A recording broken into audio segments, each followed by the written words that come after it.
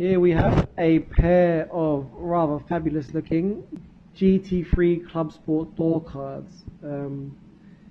And the difference obviously between the typical door card and the Clubsport ones is that you have this extra bolster protection, which is designed obviously to keep the occupant snugly fit on track, essentially, and because Clubsport is essentially the track car. Those eagle-eyed of you will have noticed that it is not only missing a part here, but it's also come off of a lefty. So yes, these were imported, I believe.